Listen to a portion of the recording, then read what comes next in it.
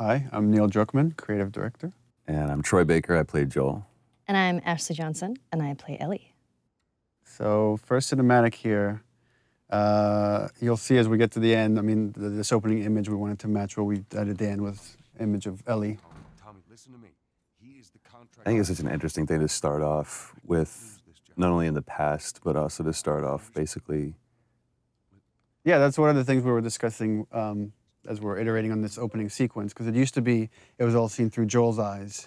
But then it became a lot more interesting to think of it as you're seeing it through Sarah's eyes, because Sarah is really kind of, the whole game is about this relationship between Joel and Ellie, but here Sarah is kind of embodies what their relationship is going to eventually become. And that was probably one of the hardest roles to cast too, with Sarah. Yeah. There were a lot of people that came in, and I love that this scene was, you know, that was one of the audition scenes. And it was so amazing when Hannah came in that it just, I mean, what you're seeing right now, that was the chemistry, and she was amazing. It's like, kind of like a younger Dakota Fanning. Just, there's an old soul behind those eyes. Yeah, and she could turn it on and off between each take. Yeah, it was crazy. Yeah, she was crazy. She's amazing. It's always a little awkward, right? You have a 12-year-old someone on the set, and you're doing this pretty dark stuff. Especially with the way that we work, too. All right, let's hold off on some of the jokes today, guys. Good. You started helping out with the mortgage then. Yeah, you wish. And this piece of music, actually, we were struggling to find which piece to play here. And then Gustavo wrote this thing for the VGAs just to play before we showed the trailer, and right away I heard it, I was like, that's got to go in the opening. This is the theme, kind of like the relationship between Joel and his daughter that later becomes the theme between Joel and Ellie. Hallican Drops, Pelican Drops. the name of the band on her t-shirt. And where did you get that? My daughter came up with that. My 2.5-year-old daughter named one of her dolls that. And we're searching for a name for a band. I'm like, I got a name for a band. So this is going to be the first time that I've ever seen this scene. This was one specifically that I really didn't want to once we did it. And when we first talked about doing this, in the very, very beginning, I knew this scene was going to come. And it was, I told you, I was like, give me a heads up when this day comes, because it's not going to be a good one.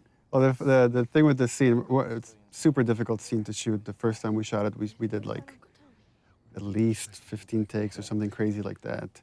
And then we thought we had it in the can. And Well, I thought, well, no, we all thought. We thought we came back to work and we started putting it in. And for me, there was just something that was, I felt like we could convey the same amount of emotion with less. Yeah.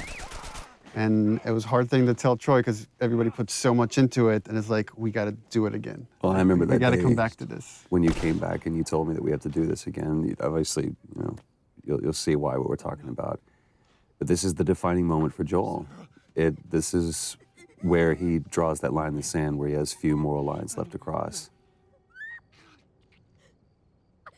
I'm so amazed with how well Hannah did, and Yeah, I mean, it was difficult to watch just on the mocap stage. And we actually had people, after a few takes, leave the set.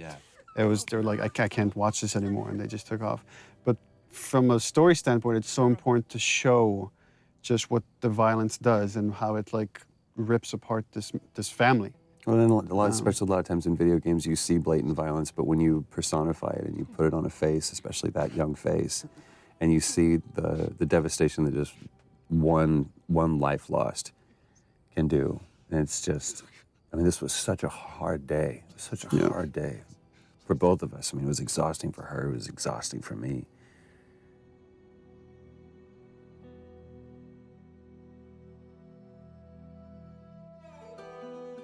So the opening credits, the thing with the opening, initially we didn't want to do opening credits, didn't even have the idea for this, but the jump felt too sudden to go from Sarah dying to then 20 years later. And making up. We found that when people watch it in succession, they're not paying attention when we start introducing Tess in the world because they're still recovering from Sarah dying. So we're like, okay, well, let's have this opening sequence that can kind of help bridge the gap.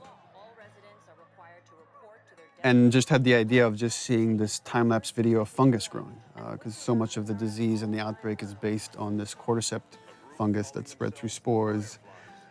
So we contacted a group at Sony San Diego who did this whole opening sequence for us, and they actually got these fungal kits where they grew fungus like in their bathrooms and filmed this over like days to produce this thing. So everything you're seeing is actually it's real. It's not CG. It's not. It's all organic. except for the spores at the end, which are CG. Everything is real. This whole journey is like a dreamlike state, and you constantly see people waking up, and you see this multiple time with Joel, and it's as if he's like remembering the past. He's always having these bad dreams throughout the game. That was always something that we had to keep in mind when we did this scene, because we shot this before we shot Sarah dying scene. So it's kind of like we knew that those were going to be in one way or another kind of butted up against each other. But this is such a great thing. Again, this was in the audition thing that we did when we were trying to find Tess. And when Annie walked in, it was just like, she walked in as Tess. We saw a lot of different people for that. And this was just such a great, because the relationship you see from going from Sarah and Joel to now Joel and Tess, it's just, I don't know, you see everything, like the house that he was in before was nicer. He looked nicer, and it's not just the years have passed, but those years that have passed haven't been This also kind. gets into something interesting for me as a writer, which is you have a certain notion of characters or how you want the structure to be, and then once it's interpreted through actors like Troy, it changes. Like I've always imagined as Joel doesn't really care for Tess. He's completely shut down, and Troy treated it differently, which is I think he really cares for Tess, and even though he might not show it, and we just kind of embrace that. And you kind of see that later when Tess gets infected. That wasn't how the scene was originally envisioned, that Joel has such a reaction, but it became a lot more interesting to own that. Well, and also how much this relationship changed over, I mean, time and different writing iterations and just conversations that we had about this. Even, within the last month or so, we've had conversations about this. It's like, what is their relationship? Because we never define it. I think anybody else would have put it on the nose, they're lovers or whatever. There was one note that you gave, it's like, for one specific take, and said, let's just assume that there was a fight last night over what, we don't know. This is that moment afterwards. So it was like this awkward tension between the two of us. But there's no like loving embrace, there's no kiss that Joel and Tess have. It's just such an interesting relationship. And the challenge was to try to, how much can we convey just through nonverbal interaction? Right. Our first torture scene. And it's with the lovely Robin Atkin Downs, which I was just joking and saying that it's not a Naughty Dog game if Robin isn't getting the shit kicked out of him. He's been in every game since Uncharted 1. We just put him through the ringer on this one.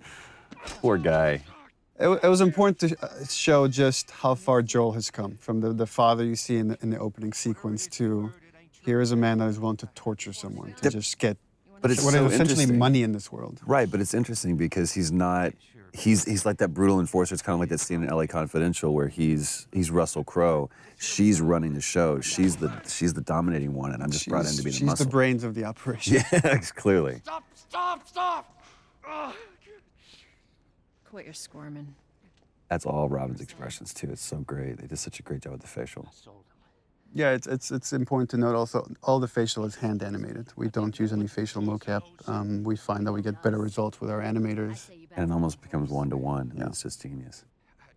Here it is. Wait for it. Give me a week. I might have done that if you hadn't tried to fucking kill me. Motive hesitation. It's gonna cost you. I can't. We re-edited that. We used to show the break, and actually it was less brutal than when we didn't show it. When you didn't show it? Yeah, when it's left to your imagination, it's a lot worse. Yeah, but just you can see the way that his arm's positioned. But yeah, you're right. This is so revealing, not only about the relationship, but about, again, who Joel has become. To go from a father who just cares about keeping his nose down and keeping the job and playing by the rules, to being a guy who could just literally break some guy's arm over guns. It's just crazy. Come on. Yeah, fuck those fireflies. Just go get them. She loved doing that scene too. Annie loved that. She tried not to smile every time. And I love it's just business as usual. It's back to it. It's like, all right, so now what? And we're about to meet very talented Merle Dandridge. Ah, Merle. Now, here's something interesting about this. Again, going back to the audition, that process. We saw a bunch of different girls, even girls that we had originally seen for Tess, we brought back to see. They're all really Marlene. good. They're fantastic. And then Merle came in and just, and there was no question. And I wasn't there for that. And Ashley can chime in on it. Or Ashley was part of the audition for Merle. When she came in, it was hands down. Yeah. It's like, that's Marlene, come on. It's funny that all three of us knew, like right away that, yeah, she needs to play Marlene. But you said we ended up setting up a special thing just for her. Yeah. Because you're like, you've got to see her. I want you to Yeah, see her. we had callbacks, and she was busy, she couldn't make it, and we had a special day of callbacks just to bring her in, because we felt really confident that she could do it. 'Cause I felt like she was the only one who didn't play it all either super tough. Or street, yeah. Yeah, she kind of had Yeah, the she perfect really straddled that combination. line. It was so great. But we did that first scene to the audition, literally first take, first scene, and she exits. It's at the very end of the game, and she turns around, she exits, and I turned around, look at Neil. I was like, I just mouthed, "Are you kidding me?" Yeah. It's like, And it was I done. mouthed, "I told you so." Yeah, she did such a great job. This is another kind of thing that I think is interesting that's happening in video games, where we see two really strong women characters, female characters that aren't being over-sexualized. They're just strong women. Here we go, Ellie's introduction. Yep. And this stuff is all shot out of sequence. So it's, I don't know, maybe you guys should talk about the process of how you get into that state. I'm trying to remember that. I just really like the fact that the first time you see Ellie, you see her knife first. Right. I just think that's You see that kind she's of a awesome. fighter. Yeah. I forgot that was the first time that you saw Ellie. That was the first scene. That just from the get-go, she's fighting. Yeah, but it's not just, she's fighting because she really cares for Marlene. That was kind of Yeah. the crux of this, is that you see these two characters really care for one another. And I love in such a short time you see between Marlene and Ellie, there's this connection that's so Right. important, because that has to carry through to the end of the game when Marlene shows up again. Well, even like just the positioning of the two people. I mean, it's Joel and Tess versus Ellie and Marlene. And just like, it's so interesting watching, right, Joel here doesn't even make eye contact with her. He doesn't even acknowledge her existence. Right. She's not crossing to that part of town. I want Joel to watch over her. Whoa, I don't think that's the best Ellie. idea. Our first fight. Here we go. Bullshit! I was close with his brother, Tommy. Said if I was ever in a jam, I could rely on him. Was that before or after he left? Just reminding the player, like this guy you saw in the beginning, Joel's brother, he's changed too, and he's been involved. Yeah. Just get hints of, There's a falling out between the two of them. And it's just, as you go on, you're starting to fill in that 20-year gap. Just cargo, Joel. No more talking. Which is pretty true to your writing too, because I'm like, so what happened here? It's always, what do you think? What do you think happened there? Because I have no idea. I don't have the time to write it. Don't take long. And you, stay close. For Joel, right, that's a hint. It's like, I don't want to be around this kid, Right. right? Because some subconscious part of him knows I could get hurt here. Is it? First moment alone. What does Joel do? Time for bed. Takes a nap.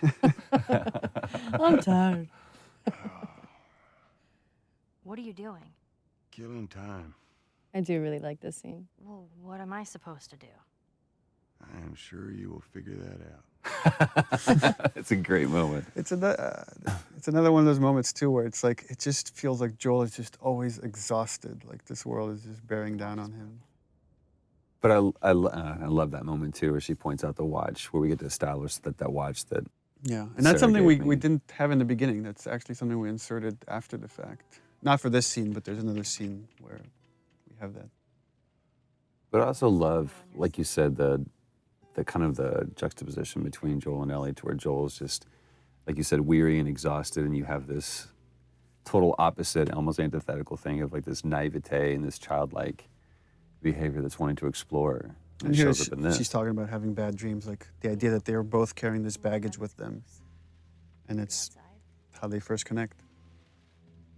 Look how dark it is. Can't be any worse out there. Can it? What on earth do the Fireflies want with you? Hey. Sorry it took so long. Soldiers fucking everywhere. How's Marlene? What a great moment. He finally addresses her, finally connects on that level, and that moment's interrupted. Well, it's also the first time kind of Ellie, if you think about it, opens up to him. She's saying, I'm scared, right? That was subtext of Yeah, that question. that's true. Go get some guns. Don't do anything stupid. Move. Turn around, on your knees. It's such an interesting thing that we're like 2 hours into the game and we're still the enemy, if there is one, or just other humans, just other people that are on other sides of the law, but there's no infected, there's no clickers, there's no anything. Look the other way. We can make this worth your while. Shut up. Tired of this shit. What's the ETA? Couple minutes. I love the attention to detail, the rain falling off their faces. And she's the one that strikes out first. Then it's interesting how Joel instinctively, when a gun is pointed at Ellie, he acts. Yeah. Again, there's something subconscious that he feels like he has to protect this girl, even if he doesn't realize it yet. Here it is. Jesus Christ. Marlene set us up? So this is starting to build up that conflict between Joel and Tess. Yeah. And this is something we struggle in the story for a long time, is like, how do we motivate this guy that shouldn't really want to do this mission? How do we get him to take on this mission to carry Ellie across the country? And it was through Tess. So if we get Tess to really buy into this thing, and then we, Tess gets infected, then she can convince Joel to take this on. At least initially, at least until we can spend long enough time with Ellie so they can connect. Yeah. And then it becomes about something else. I'll also say, Ashley, when we were doing this, the way that you conveyed fear, because that's a very scary situation that you're in, because you felt like your back was against the wall. Yeah, this is where we really, this is where we kind of show you the difference between Joel and Tess. Yeah, because you're starting to see Tess really kind of buy into this, and you see some hope. Well, the thing I like about your performance here is you really get the sense of the conversation she's had with Marlene and the struggles she's been going through the past 3 weeks. She said that they have their own little quarantine zone with doctors there still trying to find a cure. It's where you see just deep inside how much Tess is desperate for any kind of redemption. Whatever happened to me is that... Remember, Ashley, we were talking about the scene and the idea that Ellie's not sure she believes in this thing. She feels this whole thing is insane and ridiculous. I remember that. I believe the direction I gave you was like, imagine you're giving yourself a compliment. Yeah. If you as a person in real life found out you were the cure for mankind. I'm kind of awesome. Yeah, apparently, you would. so And I am the especially Messiah. in that 3 weeks, you wouldn't, it'd be hard to own that. All right. Now watch your step as you're going out, because it's going to be a little... Little brat. I love the dynamics of this scene where it's like, Tess has this secret, right? She's bitten, she's not telling Joel or anybody yet. Joel here for the first, again, he's connecting, he can't help it. Oh, is that everything you hope It's the first time he's like saying something semi-nice to Ellie. But there's still this layer of cynicism behind it. Can't deny that view. Come on, this way. But he gets taken away by that childlike wonder. And this is something we added after the fact, the watch. The watch wasn't, we didn't have the watch at the time. Yeah. And Joel was just crossing his arms, and I asked the animators to like, oh, could you just flip his wrist and have him look at the watch? Yeah. This moment is reminding him of Sarah. Yes, ma'am. I love that it's almost a warning from Tess to Joel, like kind of like last words.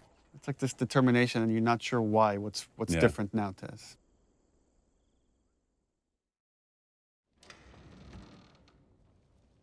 No.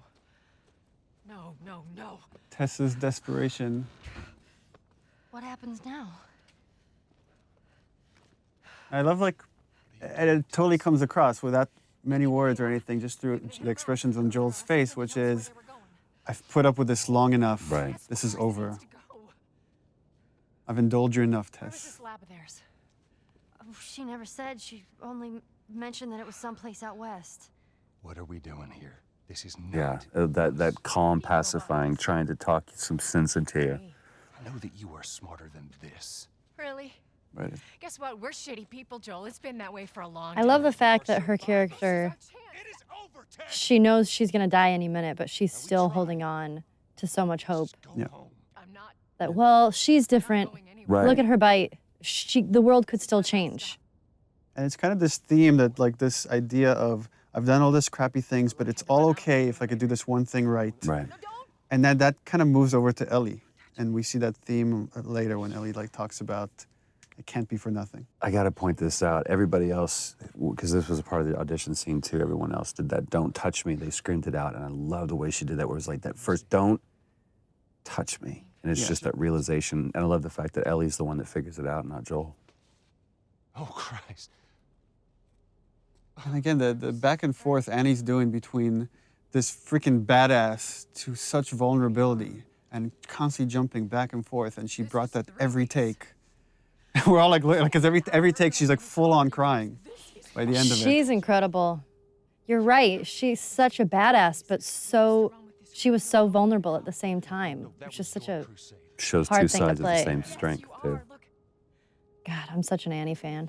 You have to feel some sort of obligation to me, so you get her to Tommy's. I remember you coming out of a take, and Troy's like, look at me, he's like, you don't understand. You're not right there staring into her eyes. Yeah. I can buy you some time, but you have to run. You want us to just leave you here? Yes. There's no way that... This moment where, like, Joel's like in denial. It's like, there's something I could do. Not even understanding, like, she's gone. She's already gone. There's nothing he could do right now. And also she is just laser-eyed on Joel doing that, even though she's talking to Ellie. No, just go. Tess has to snap him out of it. It's like, you know that you have to do it. Ellie. And I believe this is the first time Joel refers to Ellie by her name. I don't think anywhere else in the game he does that. Beforehand.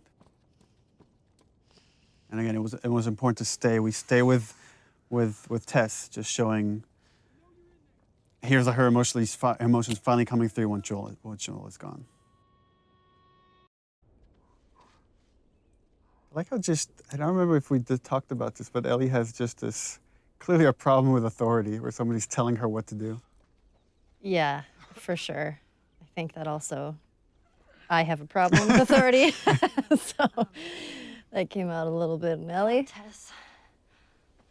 I don't even know. Here's how this thing's gonna play out. You don't bring up Tess. Yeah, that's so. Joel knows what he needs to do to survive, which is just let go. Needs to let go fast of these things, or they will kill you. Don't tell anybody about your condition. They That's think you're great. crazy little I love that he refers to And lastly, you do that as her Condition. what I say. You can barely acknowledge. Just We're he's still trying to search for the term for it. You being the whole cure for humanity thing. Good. I love that he Close says enough. good, but the subtext is clearly like, all right, good enough. Yeah. That's all I'm gonna get out of this kid. Good chance he could get us a car. Okay. Let's get a move on.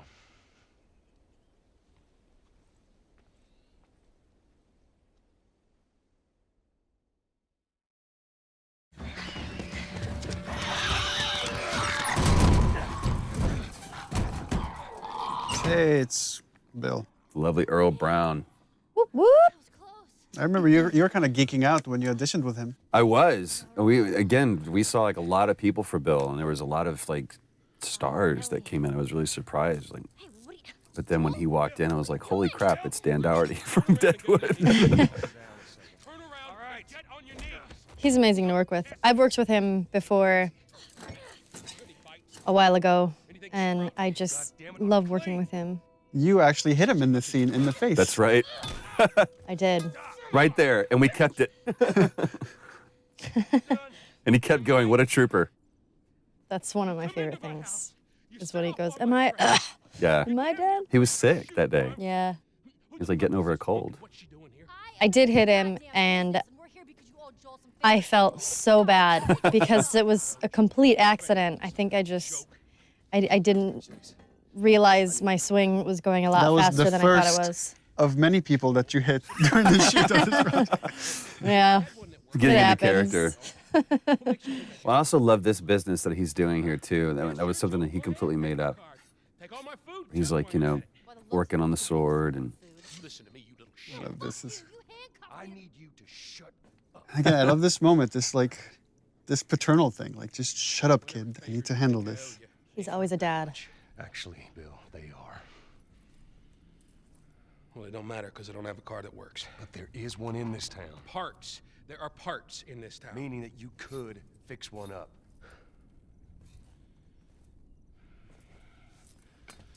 All right. It gives in. And I love just taking that time, take that pause. All right. It's on the other side of town. Now you help me go gather it, and maybe I can put something together that runs. But after this, I owe you nothing. That's fine. A couple days from now, we'll probably be dead anyway. And it's like opening handcuffs, but again, I see it as this almost tender moment between Joel and Stay Ellie. right on my ass. Can't miss it. Another great Ellie line. Smart ass.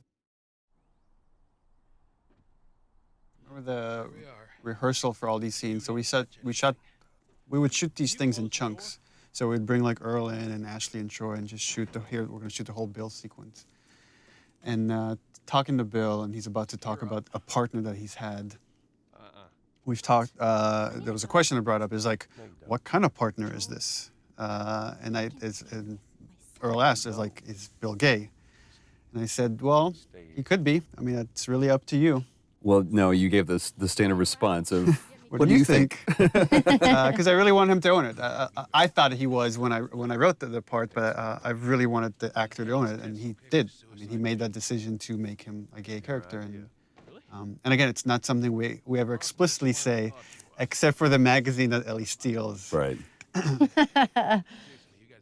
But again, instead of making that a point and something is just a cute little piece of exposition. Let me tell you a story. Well, and from a narrative structural standpoint, what Bill is there to show is, here's what happens when you survive on your own in this world. It's like you're alone and miserable and a little bit crazy, and it's what could happen to Joel if he keeps going down this path of just doing whatever he takes to survive. So you know what I did? Wisen the fuck up. And also, Bill is there to kind of give Joel the warning, is like, you go down this world, you care for people, you will get hurt. Hey! What'd I say to you when we walked down the steps? And that's where Ellie has stolen a bunch of Bill's stuff. I love that flips him off. God damn it.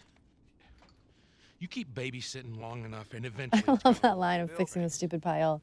Because I feel like that's something a kid would say when you're trying to cover, when you're Right. nothing specific. I was just stealing all your stuff. Fix the pencils over here. Oh, this is the one where we abused Troy.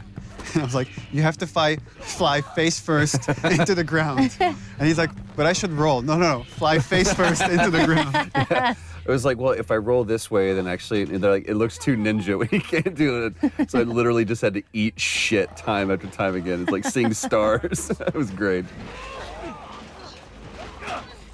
Please tell me you're done! Yeah, you guys are acting against nothing. There's nothing there.